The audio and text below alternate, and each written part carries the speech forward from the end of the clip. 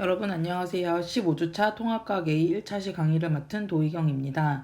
먼저 결국에는 이렇게 마지막까지 저희가 온라인 수업을 하게 되었습니다.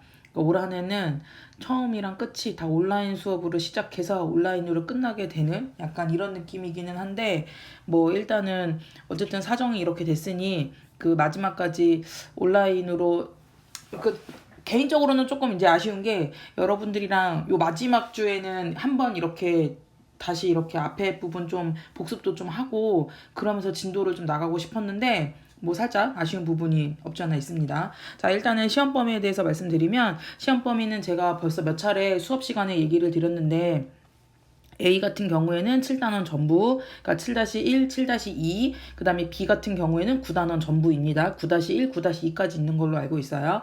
자, 그 다음에 통합과학 A, B 모두 학습지가 있는 걸로 알고 있습니다. 학습지까지 꼼꼼히 보시면 될 것 같습니다. 통합과학 시험은 저희 시험 12월 24일에 끝나잖아요. 또 벌써 이게 몇 번째인지 모르겠어요. 마지막 날 마지막 시험이 저희 통합과학입니다. 제가 알기로 거의 1학기 기말고사 때부터였나요? 그때서부터 통합과학이 맨날 마지막 시험으로 보고 있는데, 뭐 여러분들의 그 1학년 마지막 시험이 통합과학이니까 끝까지 마무리 잘 하셔서 유종의 미를 거둘 수 있길 부탁드리겠습니다.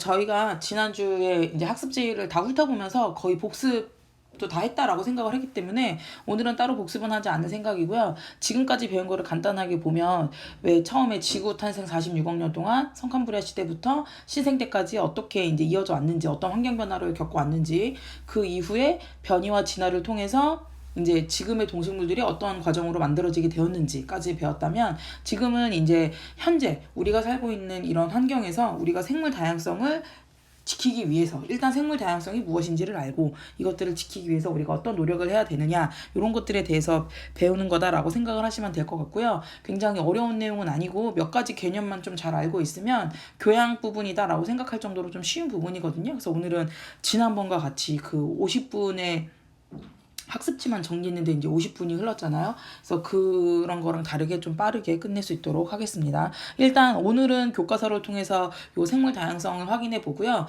다음 주에도 이제 온라인 수업이 있으니까 다음 주에는 학습지를 보면서 이제 마무리를 하도록 하겠습니다. 자, 일단 교과서 242페이지를 봐주시면 됩니다. 교과서 242페이지. 자, 여기 생물 다양성이라는 단어가 나오는데요. 여기 아마 이제 밑에나 다른 교과서 이제 다음 쪽을 보시면 아시겠지만, 이 생물 다양성이라고 얘기하는 거는 크게 생태계 다양성, 그 다음에 밑에 여러분 있습니다. 생태계 다양성, 유전적 다양성, 종 다양성, 얘네를 모두 합쳐서 생물 다양성이라고 얘기를 합니다. 그러니까 다시 얘기해서, 유전적 다양성이나 종 다양성은 낮는데 생태계 다양성만 높다, 그렇다고 해서 생물 다양성이 높다, 이렇게 바라보는 게 아니라, 요 생물 다양성은 얘네 세 개를 모두 합쳐서 생태계 다양성, 유전적 다양성, 종 다양성을 합친 것이 바로 요 생물 다양성이다라고 생각을 하시면 될 것 같아요.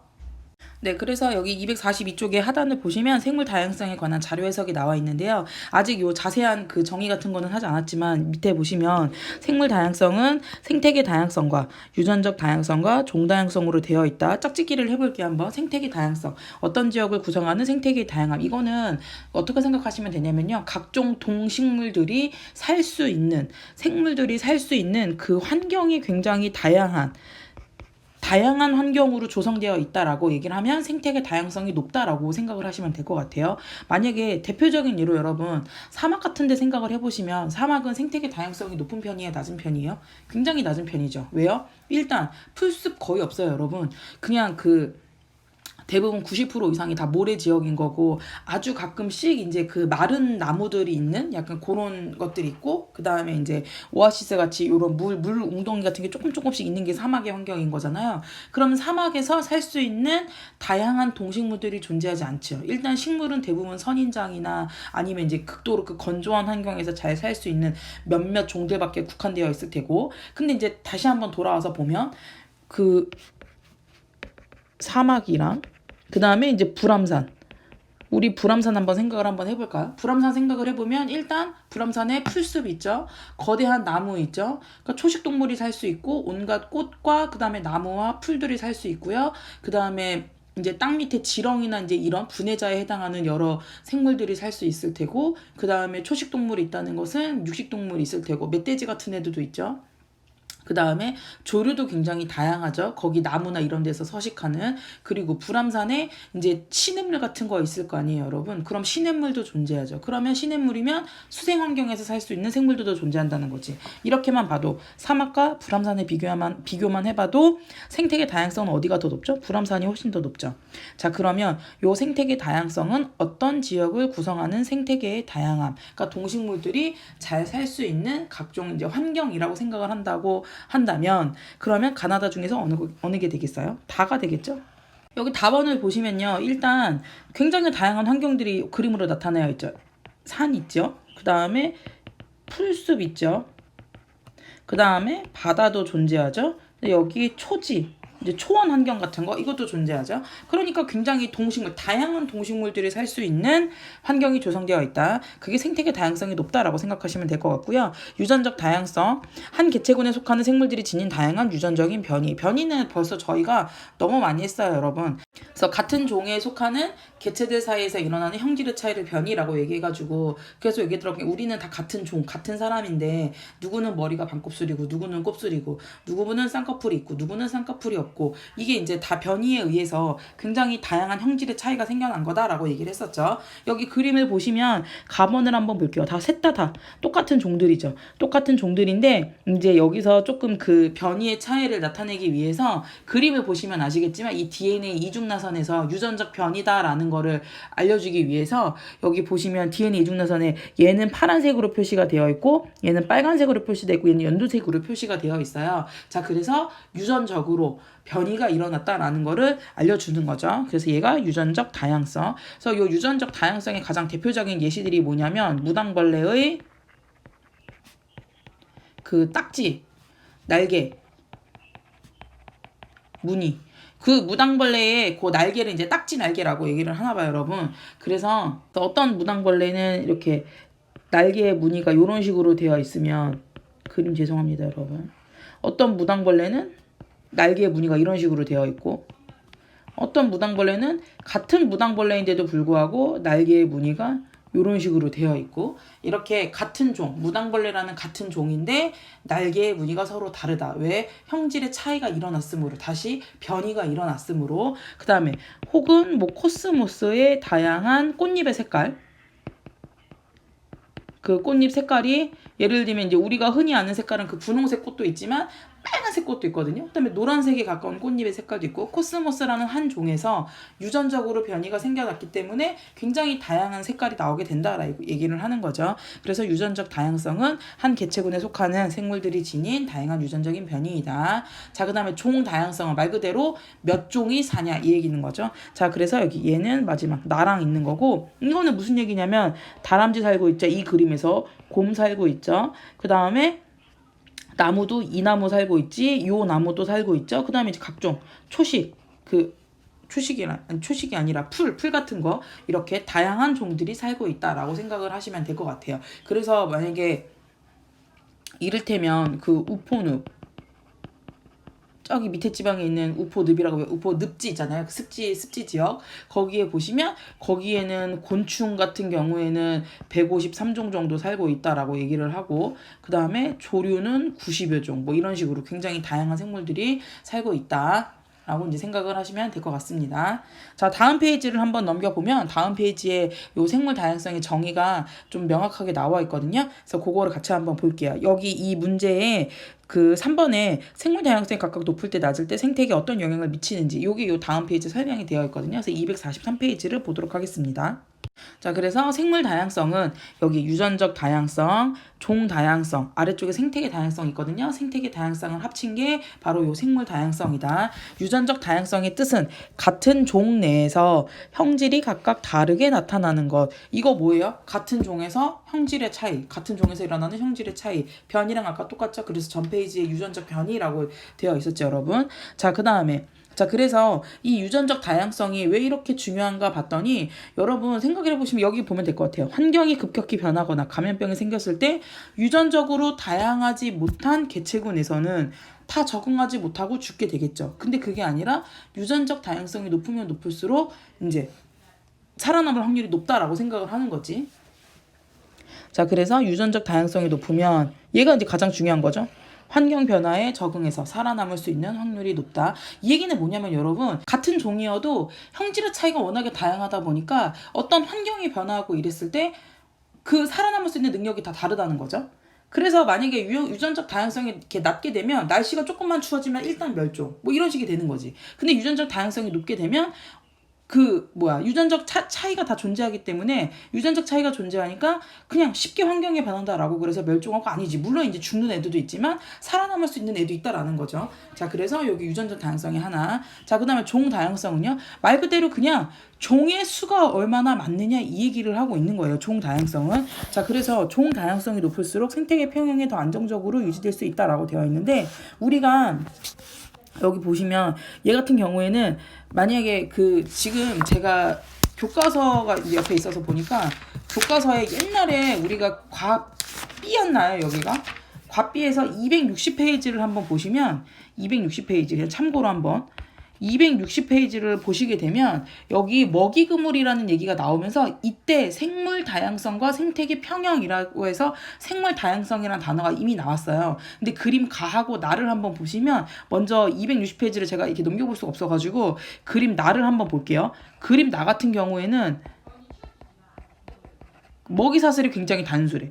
독수리, 다람쥐, 도토리 이게 땡이야. 근데 260페이지의 가번을 보시면 그냥 여기 엄청나게 다양한 생물들이 얽혀져 있어요. 자, 이거는 종 다양성. 그림 가는 일단 여기 우리가 260페이지를 보시면 독수리, 새, 누에, 사슴, 토끼, 다람쥐 얼핏 잡아도 종의 개수가 15에서 20종 정도 돼요. 그림 나번은요. 하나, 둘, 셋.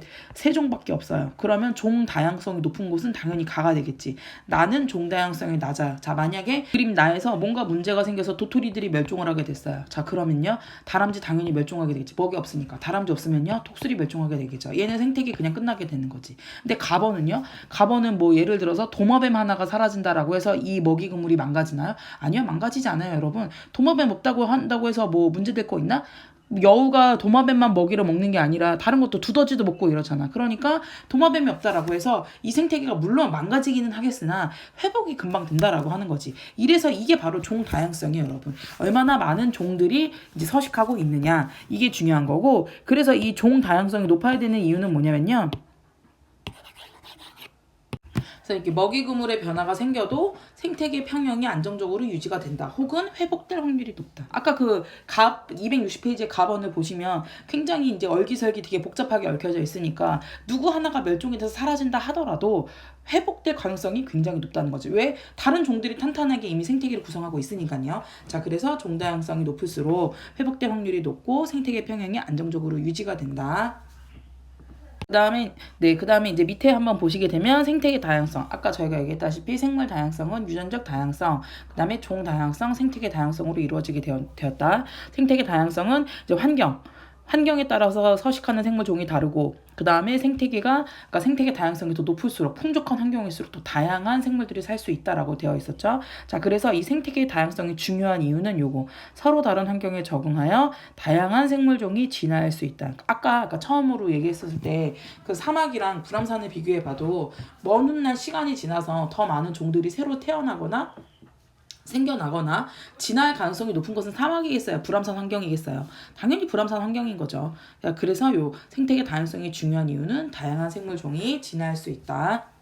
자, 여기 위에 자료 해석, 종 다양성과 관련된 자료 해석을 한번 보도록 하겠습니다. 여기 위에 보시면 여기 가와 나를 한번 비교를 해보면 일단 개체수, 지역 가와 나의 개체수는 총 몇 개 있는지, 그러니까 지금 이게 이제 버섯이잖아요. 총 몇 개의 버섯이 있는지 세보면 지금 이렇게 그러니까 세보면 여기 하나, 둘, 셋, 넷, 다섯, 여섯, 일곱 이런 식으로 세어보란 얘기예요. 자, 이러면 지역 가도 개체수는 총 20개가 있고요. 나도 20개가 있어요. 그 다음에 이 버섯의 종은 총 몇 종이 있는지, 종은 총 몇 종이 있는지를 보게 되면 일단은 눈에 띄는 얘 한 종 있고, 둘, 셋, 넷, 네 종이 분포하죠. 나번은요, 하나, 둘, 셋, 넷. 똑같이 나번도 4종. 가와나 내종 모두 다 똑같아요. 자, 그러면 가하고 나를 비교해보면 개체수도 20개로 똑같고 종도 내종으로 똑같아요. 하지만 우리는 딱 봐도 알 수 있어. 종 다양성이 높은 곳은 어디예요? 당연히 요 가가 되겠죠. 왜? 그러니까 이거를 설명을 잘 해야 되는 거지. 왜요? 왜? 이렇게 보시면 내종이 있는 건 똑같은데 나는요 대부분 다 요 종에 치우쳐져 있어요. 근데 가는요 내종이 다 비슷하게 비슷한 비율로 균등하게 분포하기 때문인 거죠. 자, 그래서 얘를 답안으로 정리해 보면, 그래서 요 답을 보시면요, 일단 가 지역이 훨씬 더 종 다양성이 높다. 그 이유는 네 종의 버섯이 서로 비슷한 비율로 균등하게 분포하기 때문이다. 다시 얘기하면 생물의 전체 종수, 그러니까 이 그림으로 보면 20개 중에서 각 종의 개체수 비율이 균등할수록 종 다양성이 높다. 요거는 이제 요 하나만 해보면 되겠죠, 여러분. 예를 들어서 요 일단 지금 눈에 띄는 이 버섯 볼까요? 이 버섯? 이 버섯은 총 20개 중에 하나, 둘, 셋, 넷, 5개. 5개 있나요? 5개 있네요. 자, 이 길쭉한 얘는요. 20개 중에 하나, 둘, 셋, 넷, 5. 얘도 똑같이 5종이 있고요. 자, 그 다음에 여기 알록달록한 무늬 있는 얘도 총 20종 중에 하나, 둘, 셋, 넷, 5. 5개 있고. 얘도 이렇게 네 종의 비율이 다 거의 균등하게 있죠. 근데 나번을 보시면요. 나번은요, 일단 20개 중에 하나. 얘도 20개 중에 하나, 20개 중에 둘. 자, 그럼 요 버섯은요? 이렇게 되는 거지. 자, 이렇게 되면 벌써 가와 나의 그 종의 비율이 균등하지 않다라는 게 딱 차이가 보이는 거죠. 자, 그래서 종 다양성이 높은 지역을 고르는 이유는 전체 종수에 대해서 각 종의 개체수 비율이 균등하다, 혹은 네 종의 버섯이 비슷한 비율로 균등하게 분포하기 때문이다. 네, 그래서 이 244하고 245페이지에서는 그 우리가 생물 다양성 보존을 위해서 어떤 노력을 해야 하는지, 국가적, 국제적 혹은 사회적, 개인적 노력이 어떤 것이 있는지 요거를 알아보는 내용이고요. 는 뭐 그렇게 어려운 내용은 아니니까 좀 이제 잘 읽어보시고, 그다음에 그 245페이지에 요 내용을 보시면서 이제 같이 보도록 하겠습니다. 네, 그래서 245페이지를 보시면 그 여러분들의 편의를 위해서 일단 그냥 그 답안 페이지를 그대로 가져왔거든요. 그래서 제가 일일이 다 써주고 싶기는 한데, 그 제가 지금 맨날 이제 아이패드로 이렇게 영상을 찍고 그 녹음을 하잖아요. 네. 제가 살짝 이제 불현듯 그런 느낌이 듭니다. 여러분 칠판에 글씨 쓰거나 이럴 때는 이 정도로 그렇게 악필은 아닌데, 희한하게 그 애플 펜슬이 저랑 잘 안 맞는지, 예, 자기 변명 하죠. 그래서 어쨌든 잘 안 맞는지, 저는 만약에 이제 아빠 친구들이 제가 칠판에도 글씨를 이따위로 쓸까봐 몇 번 제가 선생님 글씨를 잘 못 알아보겠습니다라는 거를 몇 번 제가 지적을 받아서 살짝 조금 초조한 마음이 있어가지고 일일이 제가 다 쓸 수가 없어서 요거는 가져왔다라는 점을 이제 말씀드리며 스탑해놓고 필기를 하시면 될 것 같아요, 여러분들은. 자, 그래서 요 생물 다양성 보존을 위해서 국가적으로 어떤 노력을 해야 되는지, 국제적으로 어떤 노력을 해야 되는지, 국가적으로는 우리나라에서는 국립생물자원관이라는 곳에서 이러이러한 활동을 하고 있다. 그 다음에 국가니까 우리나라에서 하는 거니까 환경을 보호하고 생물 다양성을 보존하기 위해서 여러 가지 법령을 제정할 수 있다는 거죠. 그래서 자연환경보전법, 야생동식물보호법, 습지보전법, 이런 것들. 그래서 만약에 이런 것들을 뭐 어기게 되면, 뭐 예를 들어서 야생동식물보호법 같은 경우에는 뭐 천연기념물로 지정되어 있는 어떤 동물들, 지금 여기 244페이지에 보시면 매가 바로 그 얘기거든요. 244페이지는 매가 천연기념물인데, 이 매를 함부로 잡아서 뭐 예를 들어서 어떻게 뭐 한다라고 한다면, 그 무분별하게 잡는 걸 걸린다 이러면 벌금은 얼마, 뭐 심하면 징역을 얼마, 이렇게 산다, 이런 것들을 얘기하는 거죠. 자, 그 다음에 이제 그 외로는 여기 나라에서 하는 일이에요, 여러분. 환경 보존을 위해서 계획하고 계획을 수립하고 그 다음에 시행하도록 한다. 그러니까 이게 이제 법률을 만들 때 이렇게 얘기를 한다는 거겠죠. 그 다음에 환경 보호의 중요성을 홍보한다. 이게 여러분 뭐 내가 우리 동네 이런 게 아니라 국가에서 나서서 홍보를 한다 이러면 쫙 전국에 있는 지자체에 이 홍보물을 쫙 뿌리고 이런 얘기 한다는 거죠. 이런 것들. 그 다음에 희귀종과 뭐 멸종 위기종을 보호한다, 뭐 생태 통로를 건설한다, 이런 것들. 이 그 생태 통로라고 얘기하는 거는 뭐냐면, 여러분 우리가 이렇게 터널 같은 거 만들 때 있잖아요. 예를 들면 산이 이렇게 있어. 여기에 내가 터널을 만들 거야.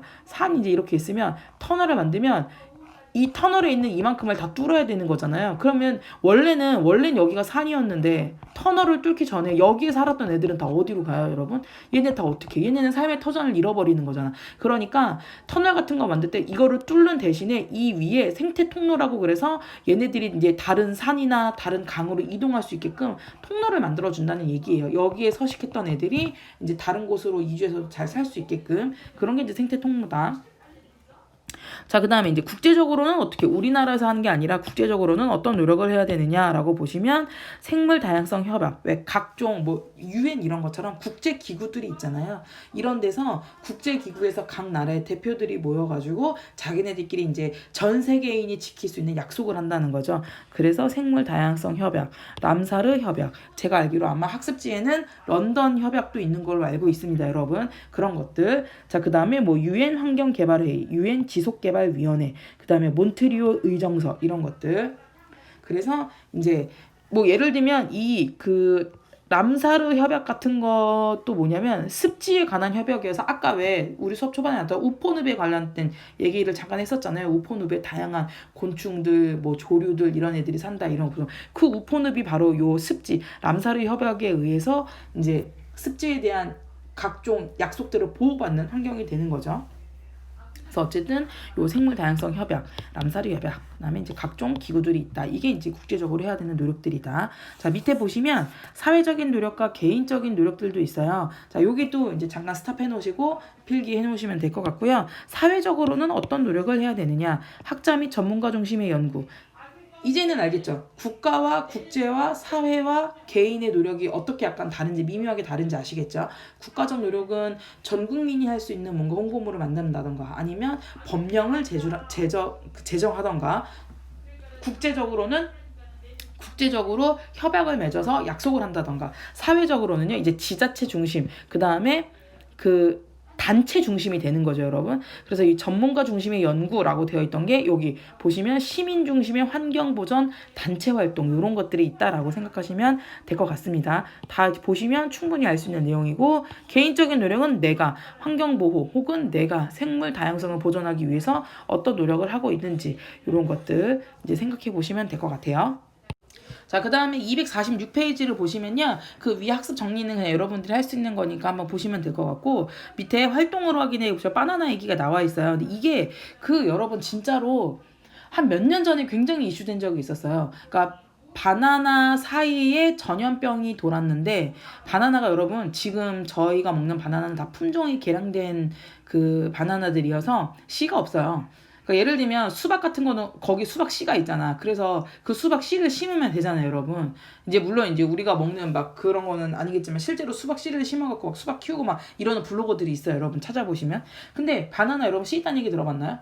흔적은 있지. 바나나 이렇게 열어보면 씨가 있었던 흔적 같은 건 좀 있는데, 지금 우리가 먹는 요 바나나는 품종이 개량된 애들이어가지고 얘는 이제 씨가 없어요. 그래서 여기 보시면 그 글에 읽어보시면 우리가 흔히 먹는 바나나는 야생 바나나를 개량해서 씨를 없앴다 이렇게 되어 있죠.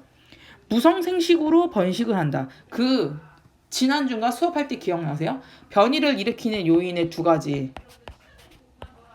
돌연변이, 유성생식에 의한 다양한 생식세포에 의한 다양한 조합. 이게 무성생식이야. 그러면 변이가 일어날 확률이 굉장히 낮죠. 다시 얘기하면 변이의 뜻은 뭐예요?